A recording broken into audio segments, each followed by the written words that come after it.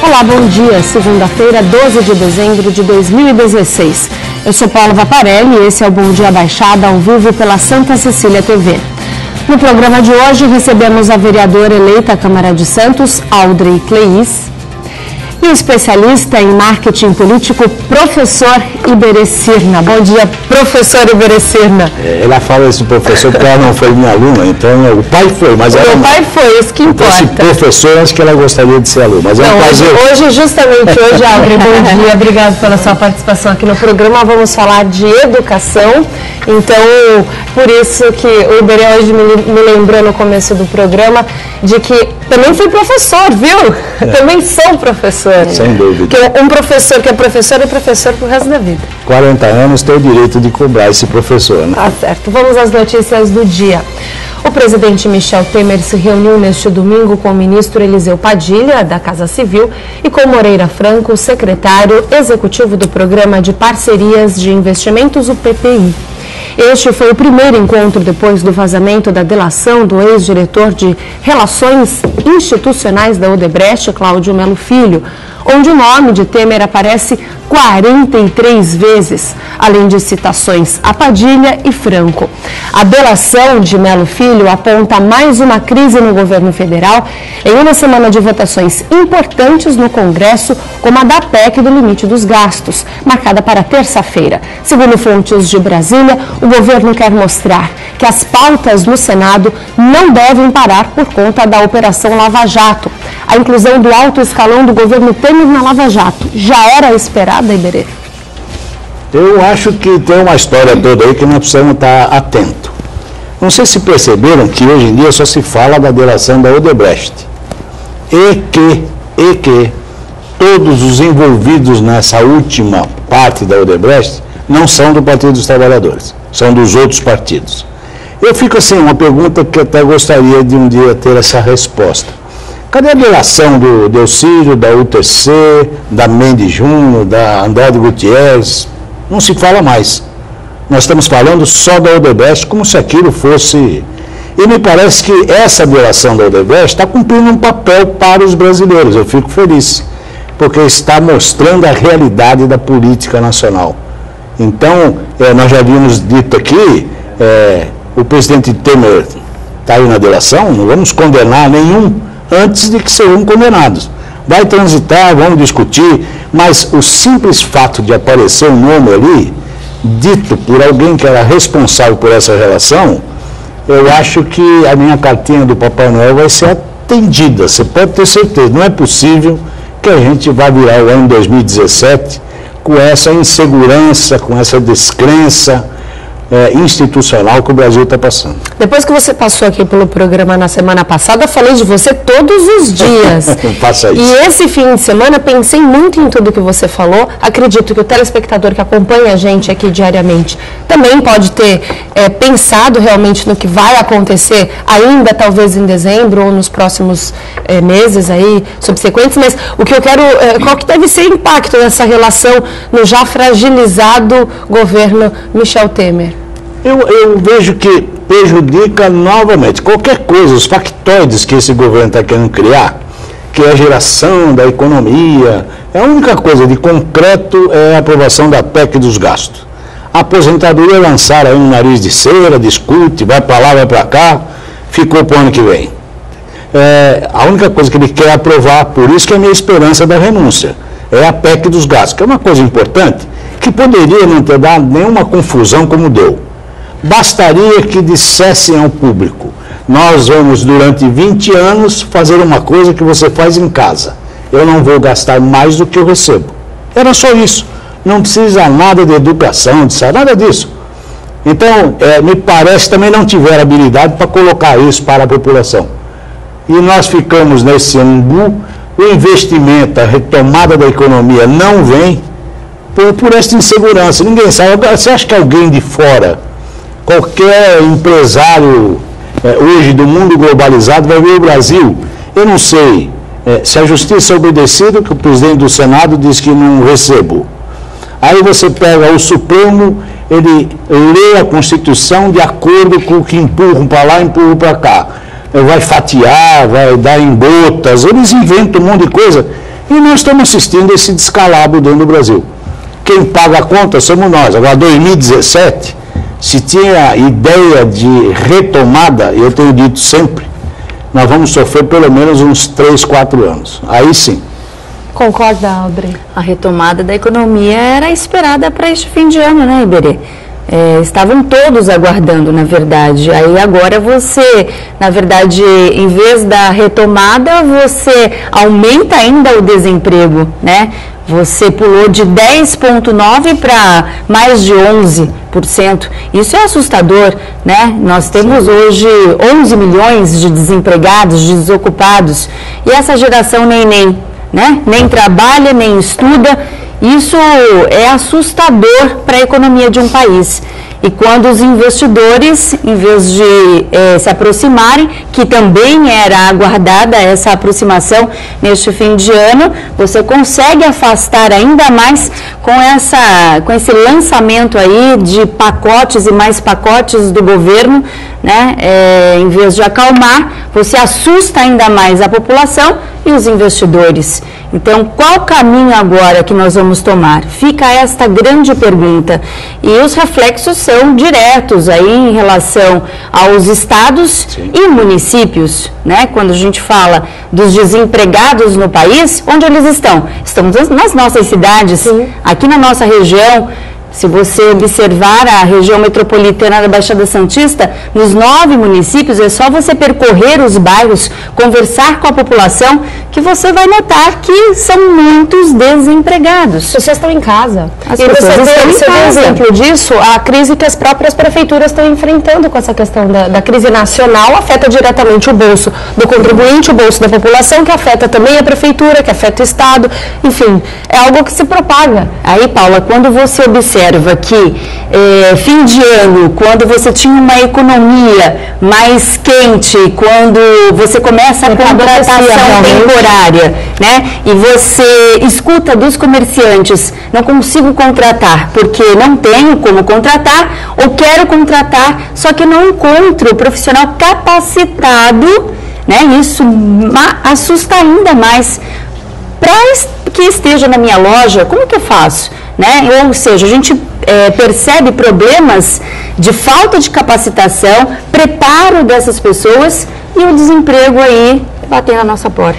O que preocupa, sabe, que a gente percebe assim, que o país continua perdendo tempo. Perdeu tempo com a questão do Renan, perdeu muito tempo com o impeachment da Dilma, muito tempo com o Cunha, agora com o Renan, e aí mantém ele no cargo, e aí agora vai perder mais tempo ainda com a PEC do limite dos gastos, que a gente sabe muito bem que é algo que não deveria nem estar sendo tratado, porque é o óbvio, você sabe que não tem aquele dinheiro, então não deve ser gasto. Não tem aí a questão das prefeituras, que também não podem gastar mais do que, não pode deixar acumular dívida para os próximos prefeitos. Então, tem uma questão aí que a gente fala, e os comentaristas que vêm aqui no programa alerta o telespectador a isso. A gente está perdendo tempo falando mais do mesmo, todos os dias perdendo tempo com coisas que a gente não deveria perder, e sim tratar da reforma da Previdência, da reforma política. Iberê, eu estou falando tudo isso para a gente chegar à conclusão. Temer consegue terminar o mandato dele, tua cartinha chegou no Papai Noel, o Papai Noel já está resolvendo isso. É isso mesmo? É isso mesmo. Temer sabe dessa sua cartinha, não? Eu não sabe, eu vou mandar um e-mail para ele para dizer que eu sou fã ardoroso e que ele assine a carta de renúncia. Porque eu vejo que é a única solução que o país tem. Se nós empurrarmos, e ele não tem estrutura, porque, veja, a delação atingiu os pilares de sustentação dele, que é o Padilha e o Moreira Franco. Então, assim, aquilo abalou, além dele, obviamente. Então, ele não tem como se segurar nessa história. Aí, qual é a minha preocupação? Em 2017, nós começamos um ano eleitoral. As pessoas dizem assim, não, eleição é só 2018. Mentira, começa 2017. 2017, o PSDB começa a se distanciar do governo, porque vai ter pretensões à presidência. Os partidos começam a se reagrupar em outras minorias. E aí fica mais difícil ainda para que você se sustente dentro da presidência da República. Um homem que não veio do popular, um homem que nunca na sua vida tentou ser deputado federal 2 vezes, conseguiu ser suplente. é um homem que articula politicamente. Eu não tenho dúvida. Né? Foi secretário de Segurança por 2 vezes, mas ele sempre se articulou na política. Mas não é um popular. Não é um popular. Então, é difícil. Você está vendo a pesquisa do Datafolha aí, a aprovação do governo dele está em 10%. Quando da Dilma chegava em 10%, era um bate-panela. Não estou defendendo ninguém aqui, eu só estou assim, são as realidades que o Brasil passa. Então eu acho e rezo para que ele não se sustente até o final de dezembro. Porque se porventura a delação da Odebrecht provocar algum dano e que ele tenha que sair, e isto for no ano 2017, vamos ficar atentos de que quem escolhe o presidente e o vice é o Congresso Nacional. Imaginem vocês, com toda essa... Vai precisar olhar a lista para ver quem é que não está... Quem sobra. Quem sobra. Então vai ser presidente. Deve ser alguém do... Não sei de onde, um estadinho pequeno lá, entendeu? Porque é uma maluquice. Mas esse conjunto de medidas, né, que está sendo lançado, eu acho que isso está sendo para bagunçar as nossas cabeças aí, né, na verdade, em relação a esse turbilhão que o governo passa. A gente fala poder legislativo, judiciário, executivo, né? Uma manobra, acredito também, para essas questões não ficarem muito na visibilidade, sim. Né? E aí você acaba lançando uma série de medidas, de pacotes, para que as pessoas fiquem nesta indecisão, né? Vai melhorar? Não vai melhorar? Mas a gente precisa analisar o nosso dia a dia, como nós estamos, né? Dentro das nossas casas, olhando o vizinho também, o que nós estamos passando. É muito preocupante. Eu acredito, tenho esperança que as coisas melhorem, né? A gente não pode perder essa esperança, mas... Então, mas Aldo, tem uma colocação interessante. Vejam que parece que o povo brasileiro tem que acordar. Nós sempre estamos... com as promessas, os factoides são criados como foi do PT quando assumiu o poder. O primeiro emprego, fome zero. Aí quando está meio agoniado, ele inventa um programa qualquer, como estão agora nós vamos fazer a economia. Faz nada, ninguém tem a varinha de condão da fadinha. Outro, né? É isso. Então assim, nós vamos acreditar nisso. Se fosse assim, a Dilma teria feito isso para que o impeachment não acontecesse. A realidade é mais dura. A realidade é mais dura. Eu brinco às vezes assim, pergunta para eles se vocês estão preocupados com o preço do pimentão. Não sabe nem quanto custa. Então, eu estou criando, tem lá uma série da inteligência dele, está criando o quê? Novos factóides para tentar passar a época do Natal, bonitinho, vamos... Para o empregador voltar aí a ter confiança e restabelecer o seu negócio, ele precisa sentir isso no bolso, né? E o que ainda não aconteceu. Bom, nós somos jornalistas, somos comunicadores, o Iberê trabalha muito bem nessa parte de marketing político, nós sabemos muito bem sobre essas manobras do governo, o que ele quer realmente que esteja em pauta na mídia ou não. E o que ele quer, a gente sabe muito bem, é que aparentemente a aparência seja de que está tudo bem, não estamos se importando muito com o que está acontecendo com as delações da Odebrecht, mas na realidade eles já não estão conseguindo esconder tanto mais, tanto que o encontro de ontem veio bem a calhar também em relação a isso, embora eles falem que não, que eles estavam se organizando em relação às votações aí no Senado essa semana. Aliados do presidente Michel Temer vão reforçar nessa semana as críticas ao vazamento da delação do ex-executivo da Odebrecht, Cláudio Melo Filho. A estratégia é questionar a legalidade da divulgação, já que as informações podem comprometer a delação, assim como ocorreu com o depoimento do ex-presidente da construtora OAS, Léo Pinheiro, que não foi válido. O líder do PMDB no Congresso, Romero Jucá, citado por Melo Filho, assim como Temer, deve questionar publicamente o fato. Segundo interlocutores do presidente, Temer se diz tranquilo, apesar de indignado, e afirmou que o depoimento ainda precisa ser homologado no Supremo Tribunal Federal. A possibilidade de ocorrer a anulação da delação, assim como foi a de Léo Pinheiro, Iberê? Lógico que existe a possibilidade. Eles devem estar reunindo de manhã, de tarde, de noite, alguma solução eles vão dar, pode ter certeza. Vão tirar algum coelho da cartola. Agora, né? O mais curioso é o seguinte, o cara mostrou as notas, falou onde foi, para quem ele deu dinheiro, e diz assim, mas vazou, então não vale. Meu Deus do céu. O problema anterior é que nós temos que olhar a prática. Agora, se vazou, deixou de vazar, o mal já foi apurado, já tem que ser apurado. Não, agora não pode porque vazou. Então, vamos arrumar-se, vamos pôr debaixo do tapete um pouquinho para ver o que vai acontecer. Concorda? Eu acho que essas delações realmente elas chegaram para mudar a política, né? Isso. Do modo que ela é feita, do jeito que as pessoas já estavam acostumadas, né? As coisas aconteciam como brincam, né? Deus de Cabral. Uhum. É muito complexo isso e assustador as pessoas se acostumarem com isso. Mas esse tipo de fato acontece desde Cabral. Mas mudou, a situação mudou, é outra, está posta, como o Iberê bem falou, porque algo vazou, né?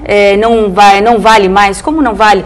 É um fato que está sendo colocado e precisa ser apurado e investigado, né? Se realmente não tem coerência, descarta. Mas precisa ser apurado. Lógico, até porque hoje a população não está mais totalmente... Paulo, deixa eu fazer a brincadeira, que acho que nós vamos mudar de tema. Lá vem, assim. Já perceberam que em todas essas delações, de todos, não aparece o nome de Paulo Maluf, o santo Paulo Maluf. Que coisa absurda. O homem foi procurado pela Interpol, ele não aparece. Perto do que acusaram Paulo Maluf, eu não estou fazendo a defesa dele, eu estou achando que esse país é hilário. É hilário, não é possível que aquele que é considerado o homem que mais desviou recurso para as ilhas não sei do que... Conhecido como rouba mais faz. Nem aparece, gente. Então, imagine vocês a quantidade de dinheiro que essas pessoas levaram. E aí alguém me disse um dia, assim, olha, o Paulo Maluf... Delação da delação, né? O Paulo Maluf é trombadinha perto desse povo. Mas, vejam os valores. Conclua, Audrey. A gente, não sei se a gente chora ou se a gente dá risada, né? Porque sem dúvida. O que eu falo, nós temos que comemorar tudo que está acontecendo no nosso país, todas as notícias que estão chegando.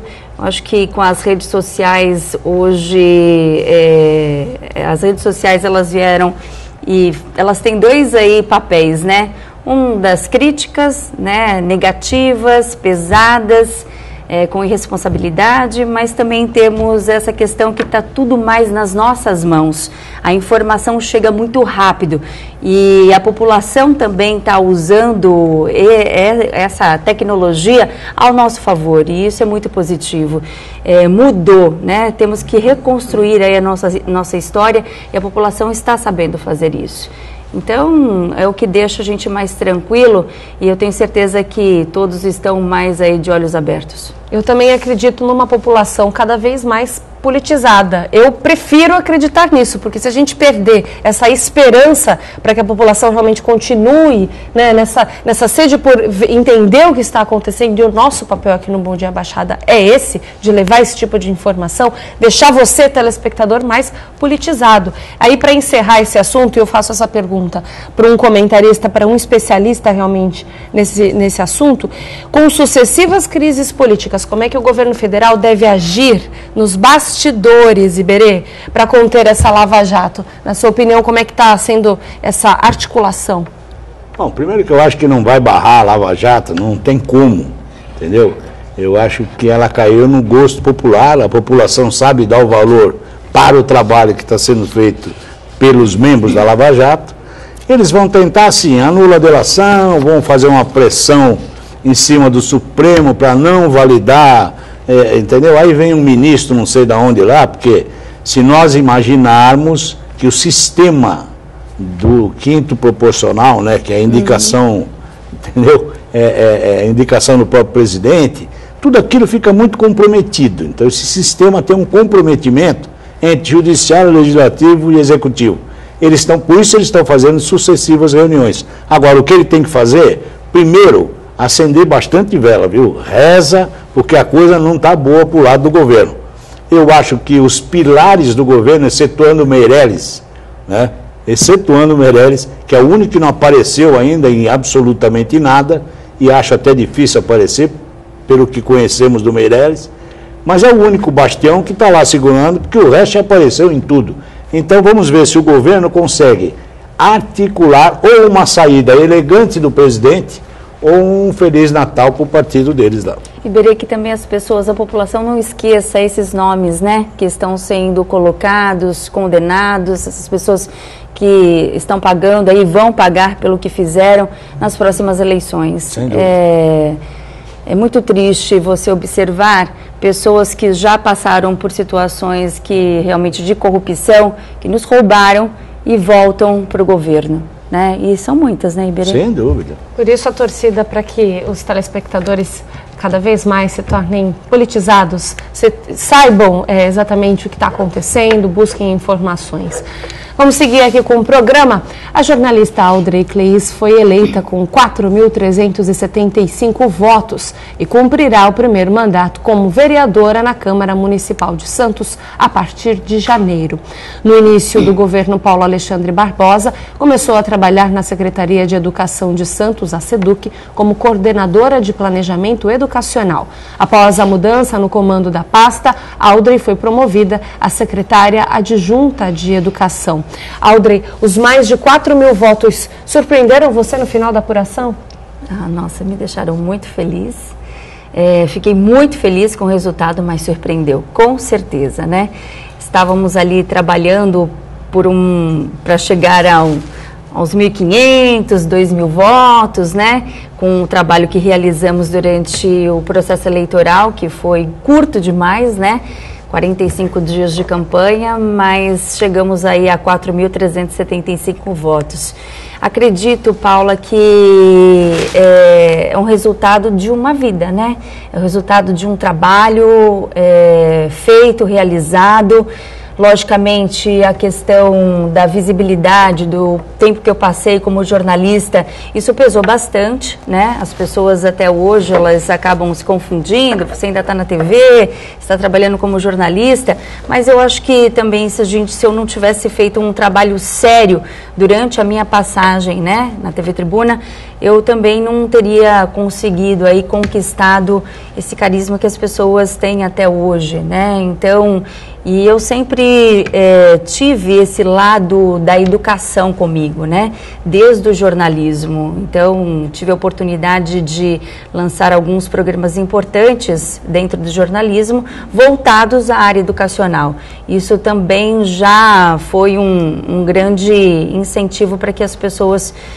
eu sinto que, apesar dos valores hoje invertidos no nosso país em relação à educação, as pessoas sentem essa falta de alguém que realmente seja um grande incentivador dessa parte da educação no nosso país. É preciso. Os educadores aguardam, os professores esperam, e eu tenho certeza que nós vamos trilhar esse caminho juntos. Eu vou fazer uma pergunta para você, que eu acho que vai mais como jornalista, como colega de profissão, mas que eu acho que os telespectadores, eles se fazem essa pergunta também, né? Por curiosidade.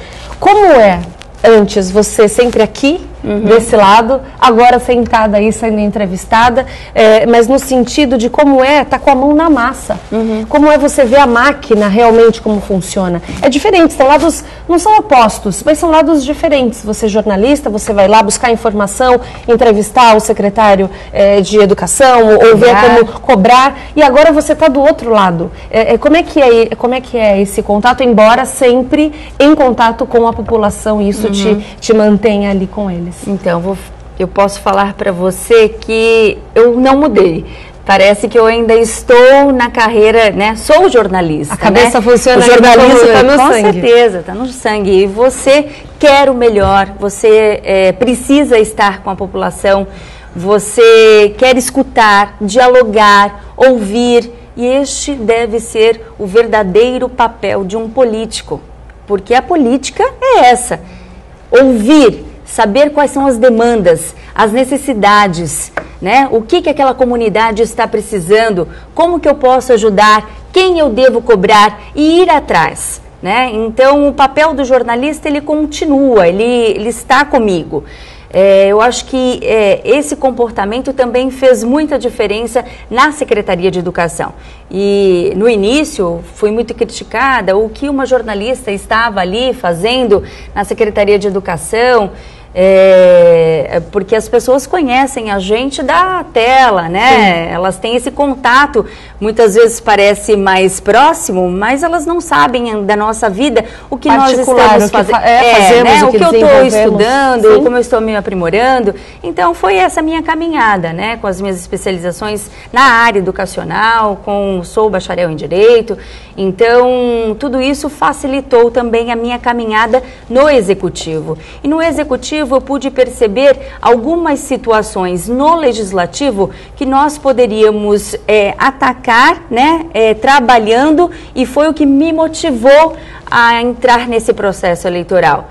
Então, assim, sei o que a educação precisa, tenho esse diagnóstico nas minhas mãos, né, juntamente, lógico, com excelentes técnicos da área, e sei como eu posso ajudar no Poder Legislativo, na Câmara Municipal de Santos, como vereadora agora nesta posição. Então, nada muda. Sou jornalista, continuarei jornalista, cobrando das autoridades para que a população, para que as comunidades tenham realmente, não importa a área, se é educação, saúde, lógico, eu tenho foco aí na área da educação, mas que tenha um serviço de qualidade. Essa inclusive, é a minha próxima pergunta. Você que atuou tanto na educação nos últimos anos, seria a sua prioridade? Acho que o país ele precisa realmente, diante de tudo que tem acontecido, se educar em todos os sentidos, seja a campanha, desde uma campanha voltada à parte de saúde, mas a própria educação, a tudo, né? Se educar como um todo. Com certeza, não acredito em outro caminho,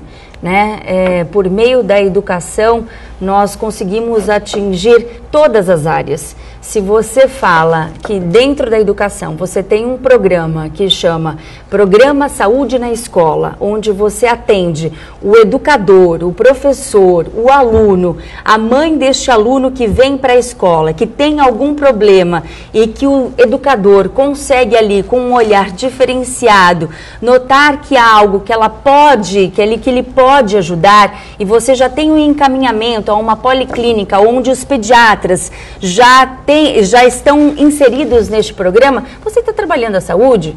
Se você fala de um programa que é a Justiça Restaurativa, onde por meio de diálogo, conversa, círculos restaurativos, você consegue resolver problemas dentro da escola, evitando que saia aí para outras instâncias, né? Do Poder Judiciário, você está trabalhando a segurança, você está trabalhando a prevenção. Quando a sociedade tiver a certeza que é por meio da educação, a escola que está no meu bairro, ela é a referência para todas as outras áreas, nós teremos aí quase todos os problemas resolvidos. Mas primeiro nós temos que enxergar a qualidade dentro da escola. Aquela escola está sendo bem atendida no meu bairro? Os alunos estão tendo a educação de qualidade que realmente eles merecem?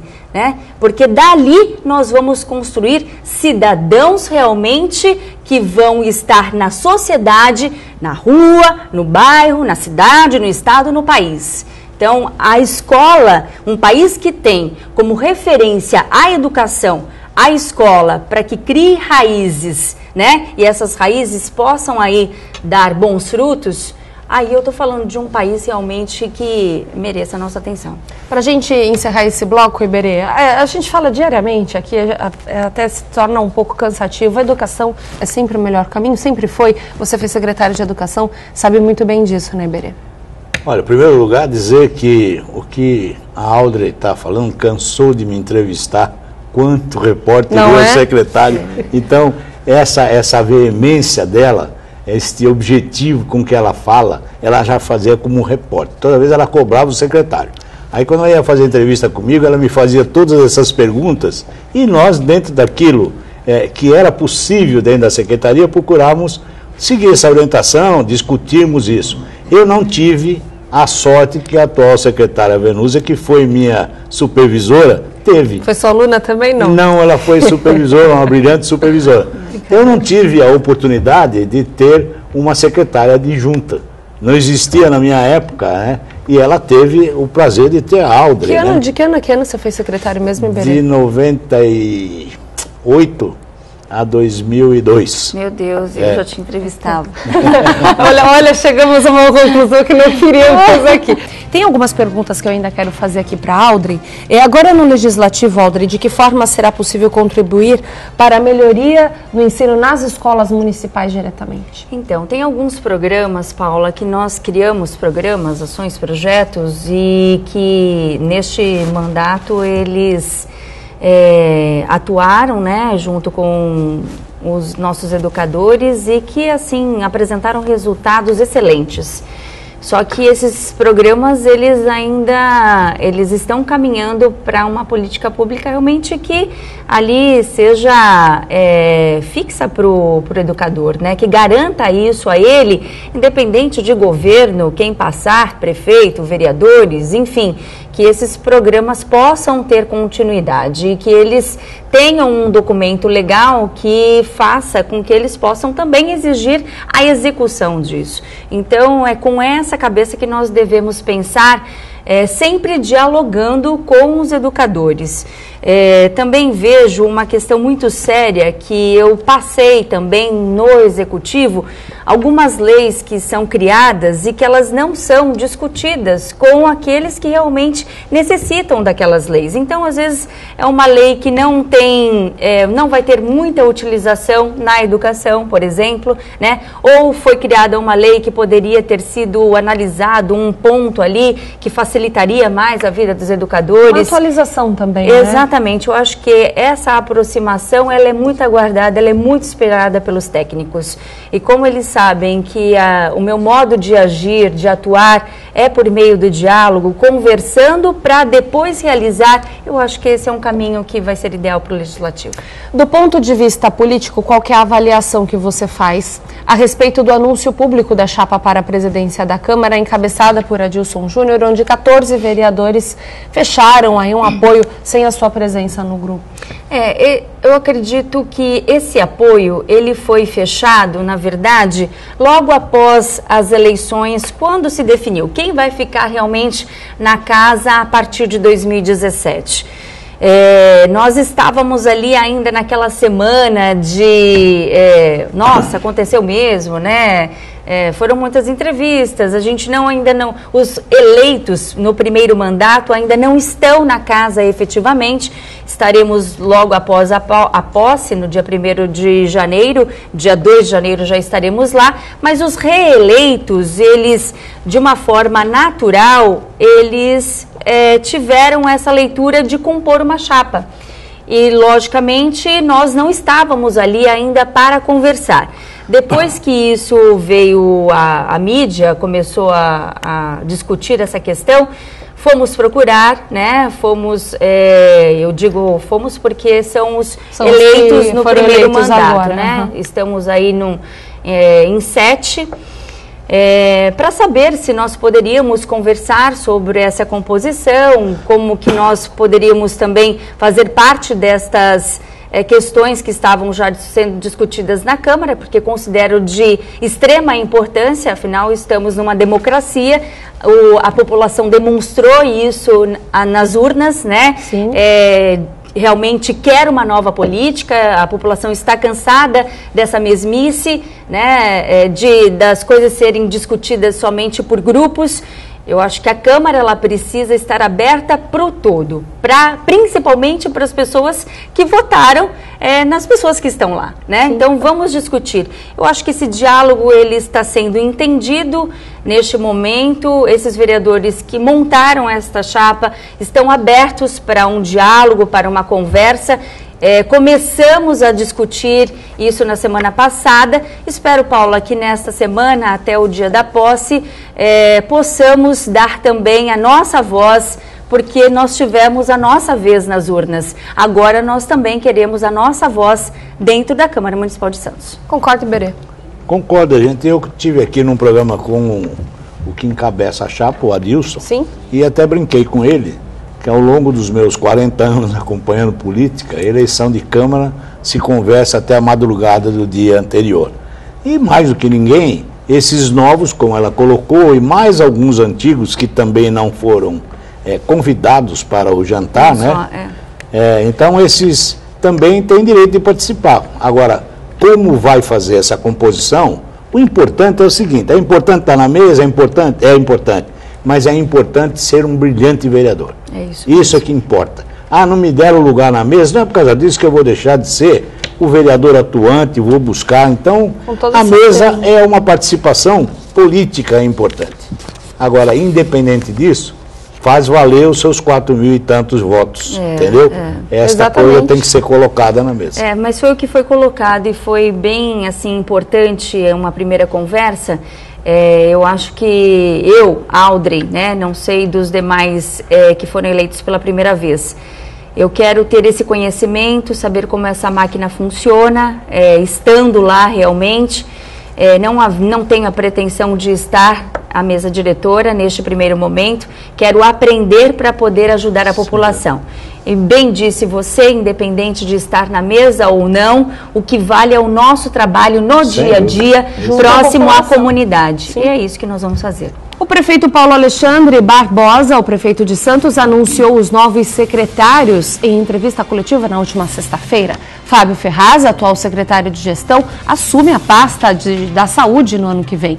O novo secretário de Finanças será Maurício Franco, que comanda atualmente o escritório de gestão de projetos da prefeitura. O prefeito anunciou ainda o advogado Silvio Alarcon como novo chefe de gabinete.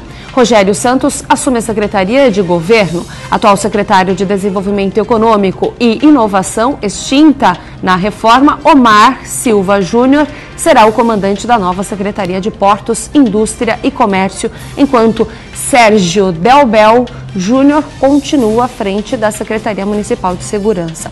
Nos próximos dias serão divulgados demais nomes do novo secretariado, as medidas de ajustes da máquina pública para enfrentar a crise econômica. Como é que vocês receberam esses nomes? Iberê, da caneta voou aqui.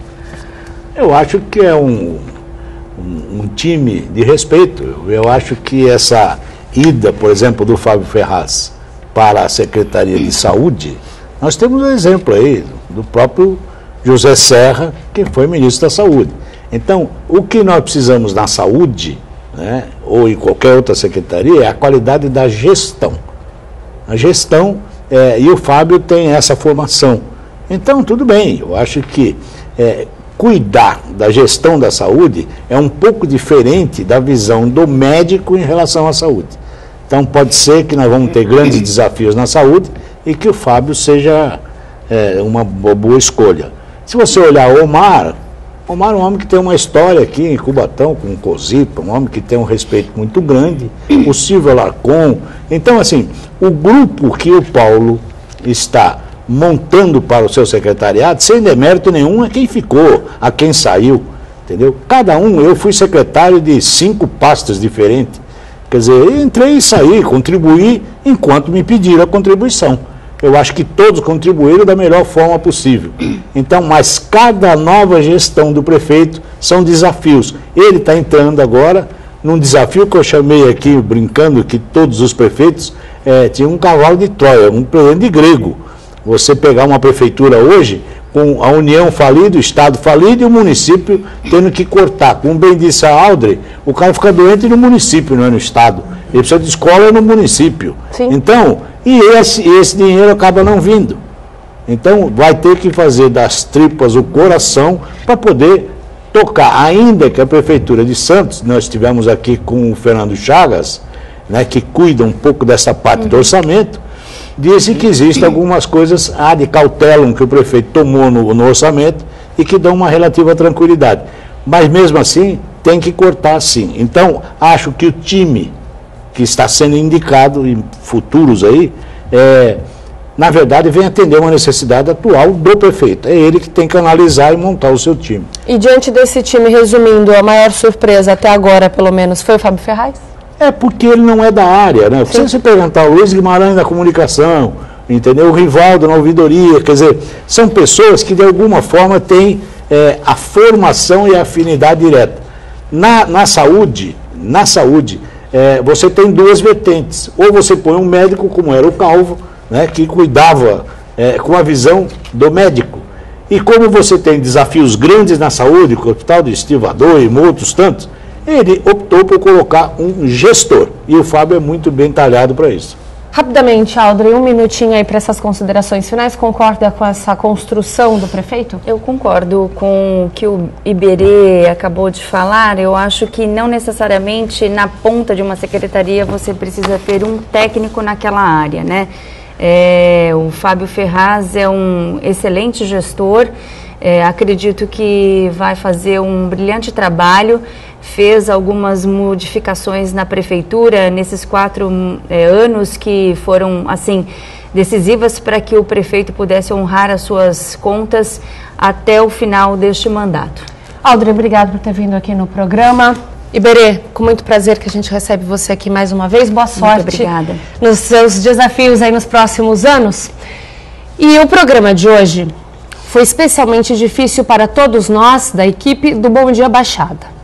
É com muita dificuldade que a gente encerra esse programa, mas eu vou fazer isso até o fim por essa pessoa que merece toda a nossa atenção. Na última sexta-feira recebemos a péssima notícia da perda do nosso grande amigo, companheiro de todos os dias e coordenador geral da nossa equipe técnica, Júlio Pereira. Confessamos que ainda é muito difícil acreditar nesse dia em que vemos a cadeira dele que ele ocupava vazia, porém, um vazio muito menor do que hoje persiste em nossos corações pela ausência de uma pessoa tão querida que ensinou e ajudou inúmeras gerações de profissionais como eu, como toda a nossa equipe, seja atrás das câmeras ou aqui na frente. Júlio Pereira deixa um legado de profissionalismo, amor à profissão e generosidade com todos aqueles que cruzaram o caminho dele. Oferecemos o nosso apoio a toda a família, esposa, filhos, netos e a nova bisnetinha, a Ana Clara, que chegou no dia seguinte em que ele nos deixou. Julinho, manifestamos nosso orgulho pelo privilégio de trabalhar e conviver com você. Só nos resta dizer que estamos aqui com o máximo de empenho para honrar a sua memória. Colocamos em prática diariamente tudo o que pudemos aprender no dia a dia ao seu lado. A você, Júlio Pereira, o nosso muito obrigada. Bom Dia Baixada fica por aqui, te espero amanhã às 8 da manhã. Até lá.